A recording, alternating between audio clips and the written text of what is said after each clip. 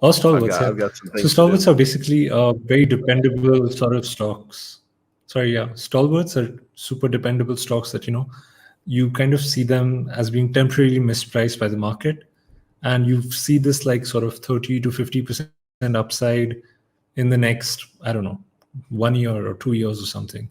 And it's like a good place to kind of park cash. Yeah, and so stalwarts, I wrote down like Coca-Cola, Bank of America.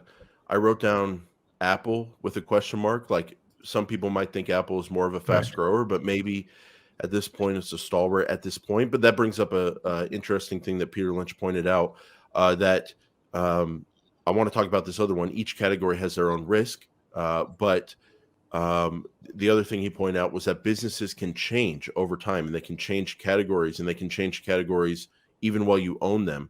So it's something to keep in mind. And Apple might be something that was in kind of a fast grower mode as the iPhone runway kind of was playing out.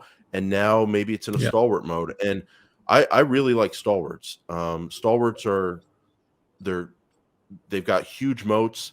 They're not growing at like 2 to 3% a year. They're more growing at like 8 to 12% a year. And the thing about stalwarts is Peter Lynch says he likes buying those if he thinks he can get like like a double in a couple years, or a double or a triple. Like if he thinks they're off by 50%. Yeah, like if you can have 50% return, he'll sell them pretty much. Yeah, and so to get in them in the first place, he needs to see an opportunity there.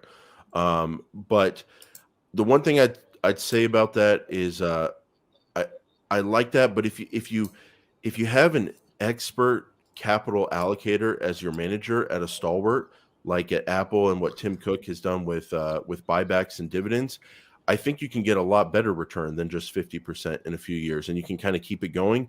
And I've been so influenced Yeah. by Nick Sleep and Monish these days with like holding wonderful businesses and the wonderful business holding checklist. I would probably be more apt to hold these longer than getting that small return or that decent return in a short time period. I'd be more focused on, can I get into these for the long term? And something like Apple, the opportunity came up a few years ago when people were worried about the growth after the iPhone, and they didn't realize what was going to happen with services, and they had a huge runway for the last few years. And then something like Coca-Cola, Bank of America, I keep my eye on those, and those are companies I would love to be an owner of, but I'm really looking for that 2008 market crash, the market panic, the coronavirus, March 2020, when Coca-Cola was down in the 30s. I should have bought it.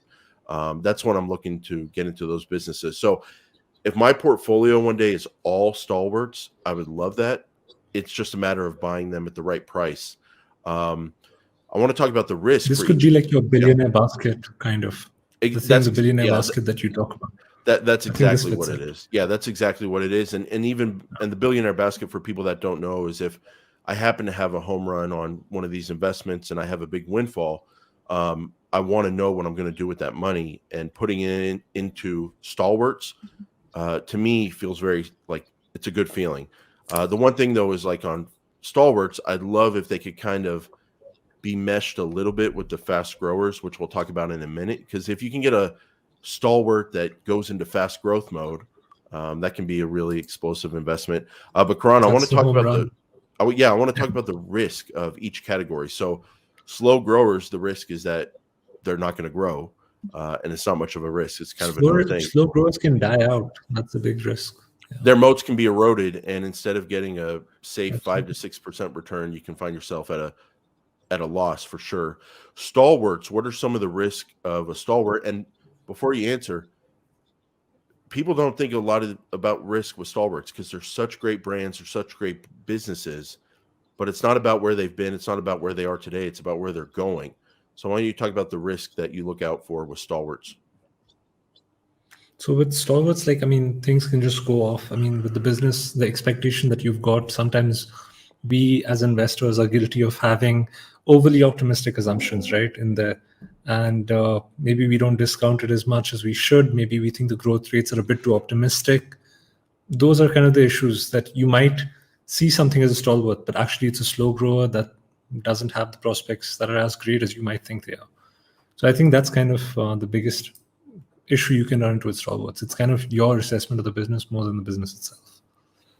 Yeah, and another risk is also the diversification. If you have to me, the manager is like a big risk and also a big asset with the True. stalwarts. Like they can really make a difference because stalwarts, by definition, are like great businesses with like amazing moats, and the manager can come in there and they can either mess it up by, instead of buying back stock and paying dividends with the excess cash flow or improving the business, they can get into diversification and go into business lines they shouldn't be in. And I think we saw that with Coca-Cola, like in the early 80s. We saw that a lot of businesses, yeah.